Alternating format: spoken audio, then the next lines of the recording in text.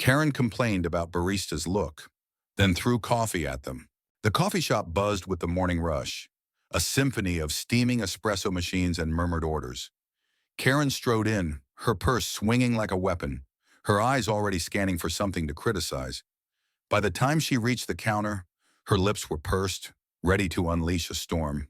She didn't even glance at the menu. Her gaze locked onto Mia, the barista, whose bright pink hair and nose ring gleamed under the shop's warm lights. Mia, barely 20, was all smiles, her apron smeared with coffee grounds from a busy shift. "Welcome to Brew Haven. What can I get started for you?" she asked, her voice chipper despite the long line behind Karen. Karen's eyes narrowed. "Your hair," she snapped, loud enough for heads to turn. "It's unprofessional. And that thing in your nose? Do you think customers want to see that while they're ordering?" The shop quieted, the hum of conversation replaced by an awkward hush.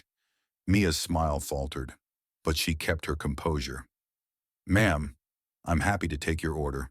What would you like?" Karen wasn't having it. She leaned forward, her voice rising. "I want to speak to your manager. Someone needs to teach you about workplace standards." Mia, still calm, nodded and signaled for her manager, but Karen's tirade didn't stop. "This generation thinks they can do whatever they want. You look like a circus act, not a barista." A few customers shifted uncomfortably, one muttering under their breath. The manager, a wiry man named Tom with tired eyes, appeared quickly. "Is there a problem, ma'am?" he asked, his tone neutral but firm. Karen launched into a rant, pointing at Mia's hair, her piercing, even her chipped nail polish. "This is a business, not a punk concert.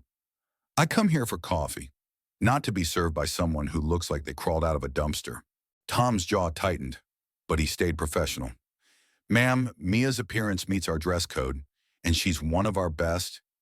"Can we get your order started?" Karen scoffed, crossing her arms. "Fine. A large latte, no foam, extra hot, and make it quick." Mia nodded, her hands steady as she began preparing the drink, though her eyes betrayed a flicker of hurt. As Mia worked, Karen kept up her commentary, loud enough for everyone to hear. "I bet she doesn't even know how to make a decent latte. Probably too busy dyeing her hair." A young woman in line, wearing a hoodie and earbuds, rolled her eyes and whispered to her friend, "Here we go again." The friend smirked, pulling out her phone to record discreetly. Mia handed Karen the latte, her voice steady. "Here's your drink. Ma'am, I hope you enjoy it." Karen inspected the cup like it was evidence in a crime scene, then took a sip. Her face twisted. "This is lukewarm. I said extra hot." She slammed the cup on the counter, coffee sloshing over the edge. Mia apologized immediately, offering to remake it, but Karen was done listening. "You're incompetent. All of you are. This place is a joke." That's when the twist came. The young woman in the hoodie, who'd been quietly filming, stepped forward. "Excuse me," she said, her voice cutting through the tension. "I'm a food safety inspector, and I've been watching this whole thing. You're causing a scene and harassing the staff. That's not okay," the crowd murmured, some nodding in agreement. Karen's face reddened, but she doubled down. "Mind your own business. I'm the customer here." The inspector, whose name tag read Lila, didn't flinch. "Actually, it is my business. I'm here to ensure a safe and respectful environment, and you're crossing a line." Karen's eyes widened, but she wasn't backing down. She grabbed her latte, now half spilled, and in a fit of rage, hurled it at Mia. The cup hit the counter, shattering and splashing scalding coffee across Mia's apron and arms. Mia gasped, stepping back as the hot liquid stung her skin. The shop erupted in chaos, customers shouting, Tom rushing to Mia's side, and Lila pulling out her phone to call for assistance. Karen froze, realizing she'd gone too far, but it was too late. The consequences came fast. Tom, his face a mix of fury and professionalism, told Karen to leave immediately or he'd call the police. Lila, still calm, noted Karen's actions in her report, her pen moving swiftly across her clipboard. "This is a health and safety violation," she said, loud enough for everyone to hear. "Throwing hot liquid at staff. That's assault," Karen stammered, her confidence crumbling. "I didn't mean to. She provoked me, but the customers weren't buying it." The friend who'd been filming with Lila stepped forward, holding up her phone. "It's all here. You can't lie your way out of this one." The video showed Karen's entire outburst, from her initial complaints to the coffee-throwing climax.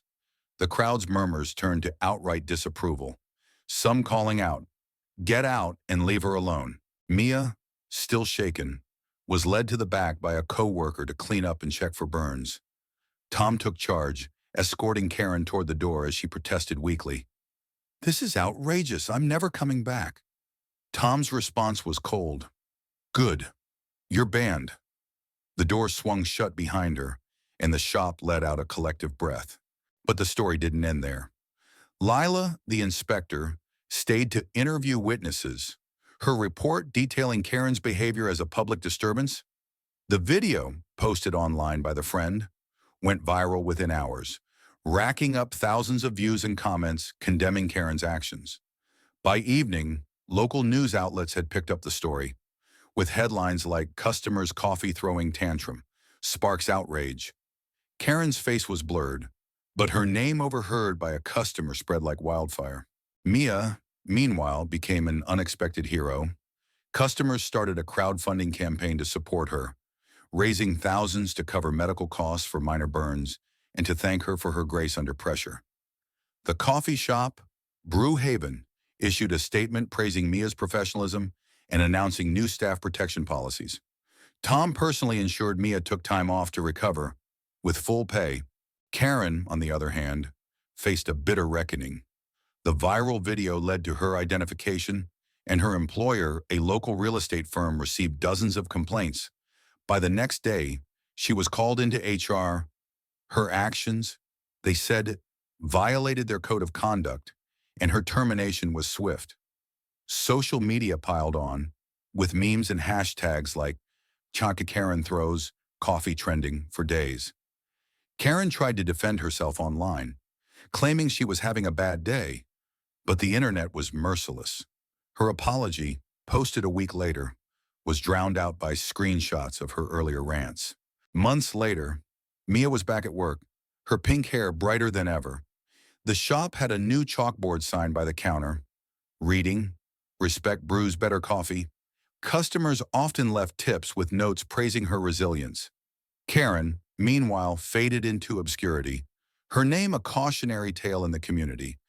The coffee shop became a local symbol of standing up to entitlement, with regulars sharing stories of their own encounters with Karens.